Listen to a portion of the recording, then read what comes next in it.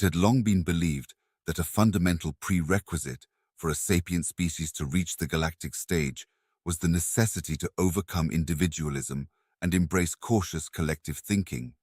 This was considered an indisputable prerequisite for achieving the ultimate goal of sapience, to touch the stars.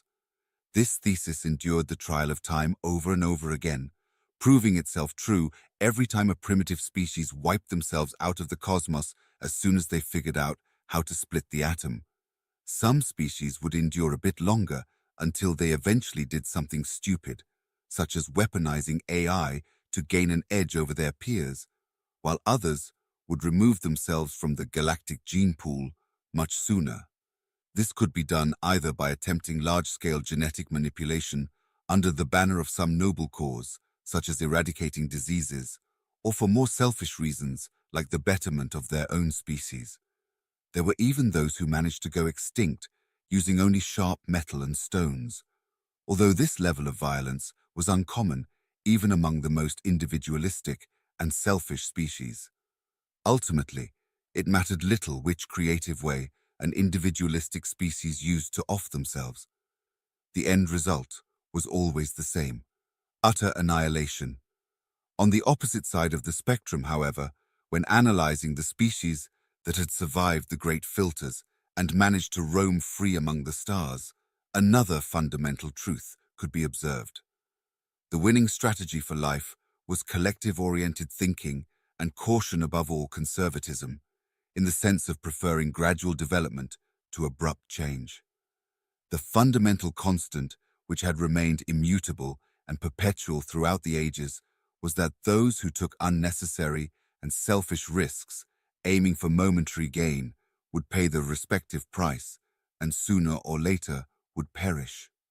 Meanwhile, those who cautiously took one step at a time, treading the dangerous paths of life with the due respect it was owed, were the ones who would ultimately survive, to take part in the greater game of life beyond the stars.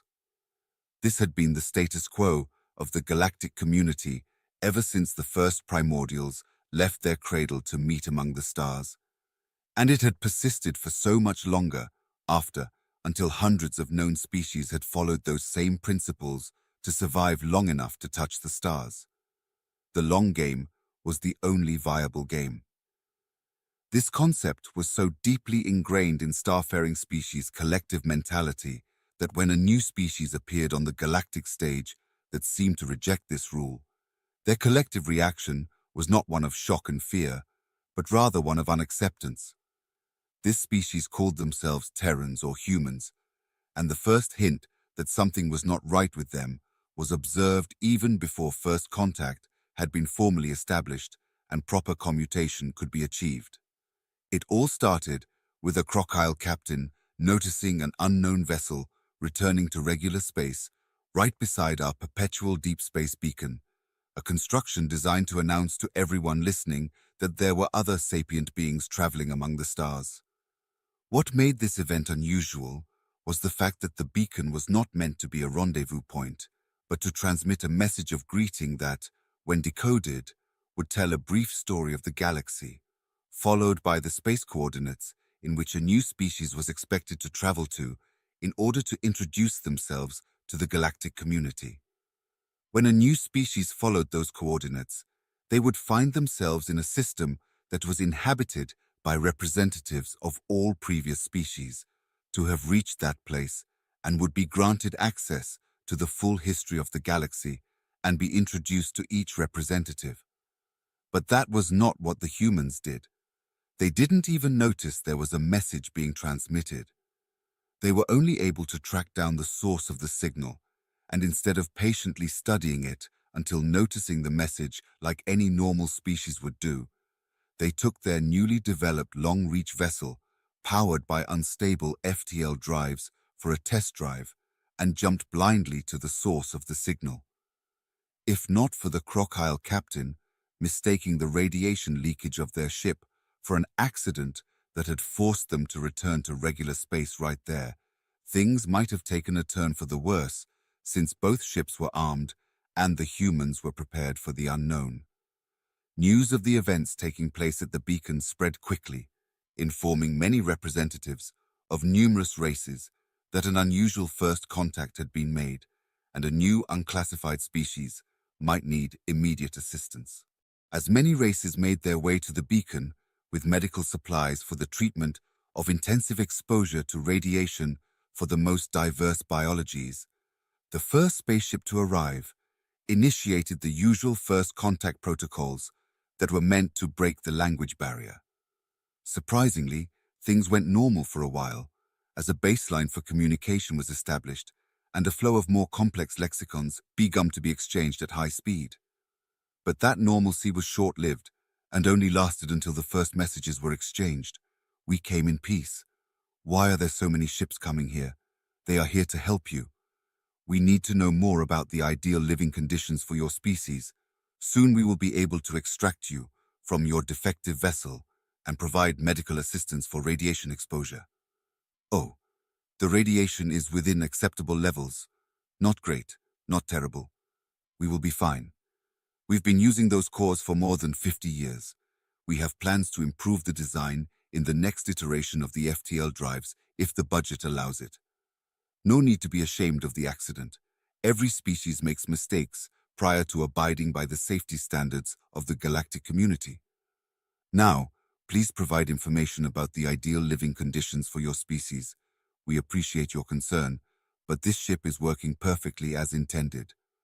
The radiation might do some damage to our DNA over long periods of exposure, but the nanites in our cells will fix the damage as soon as we leave the ship. Please define nanites. We believe that there might be a problem with the translation software. They are machines capable of self-replication and performing a variety of tasks, such as repairing tissue or assembling and disassembling complex structures.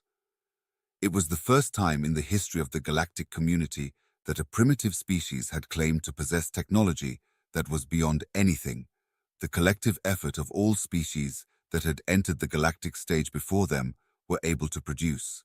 If that was all, it would undoubtedly be considered an exceptional feat from a young race and a significant milestone in the history of the galaxy as a whole.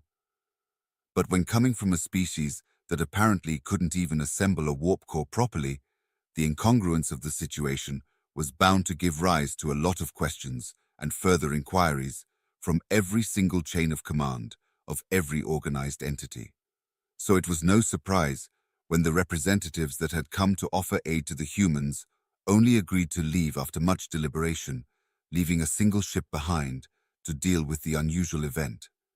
It was also predictable that no hasty decision was made on the spot, and first contact proceeded according to the established protocols. Instead, there were numerous intense debates taking place everywhere in the galaxy concerning how to handle this strange new species, and that, of course, away from human eyes. Not that it would have made a difference if they were included, because those talks ended up being all in vain, given that a unified decision was never reached on how to deal with them, something that had only occurred because the humans were always a step ahead whenever anything was agreed on. When it was agreed by the majority that it was a good idea to observe humanity from the shadows to verify their claims, the humans themselves had already revealed a great deal of their technology in the hopes of getting themselves some nice trade deals with other species. When it was agreed by the majority that further inquiries were due regarding how they had obtained such technology, some nasty stories of their reckless behavior and non-existing safety standard were already becoming legends in the traumatized minds of individuals of many species. When it was agreed by the majority that humans should be scrutinized to determine if their technology was a danger to the well-being of the galactic community, some of it was already available on the shelves of every economically active world and being sold at cheap prices. When it was agreed by the majority that it had to be impossible for such a reckless species to have survived long enough to reach the stars without external help, some leaked pieces of news appeared out of nowhere and proved that all of them were wrong. And it turned out that most ruling classes were unprepared to handle this type of imprecise news. Consequently, they interpreted the information as definitive proof that humans had somehow managed to evade the unforgiving, great filters of reckless and rapid advancement by doing something extremely simple. Have a failing warping core about to explode? Easy. Humans would just yeet it into a black hole. Has your genetic manipulation pet project turned evil and is threatening to end all civilization? Not a problem. Humans would just warp the entire space station and yeet it into a black hole. Have a swarm of nanites that went rogue and it's consuming all matter around it? Guess what? Humans would just seal it in a containment field and yeet the whole thing into a black hole. Later, it was found that these three pieces of leaked news had not been shared by any of the human representatives. Yes, they had more than one, but instead originated from some news databases that had been sold by some human smugglers who selfishly traded their recent history for personal gain. When the humans somehow united to formally address the pieces of leaked news by adding the relevant context, it was already too late to fix the PR nightmare that the situation had evolved into. At this point, the fact that humans only solved their problems by not solving them at all and just throwing said problems into a black hole had already become part of the collective truths believed by most of the galactic community. It took 5 standard cycles and numerous attempts of both humans and other species scholars collaborating to find out the true reason behind the human survival where so many others had failed.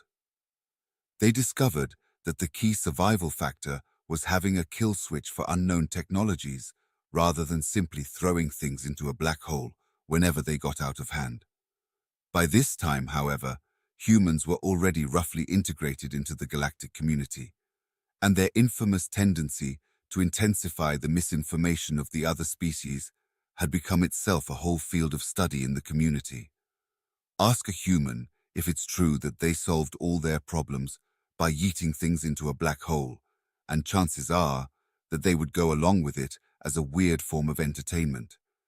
Now add that to other species' reluctance to accept rapid change, and you will get a whole millennium of entire species believing that the game of life could only be played in 2 distinct ways, by either embracing cautious collective thinking or simply yeeting your problems into a black hole.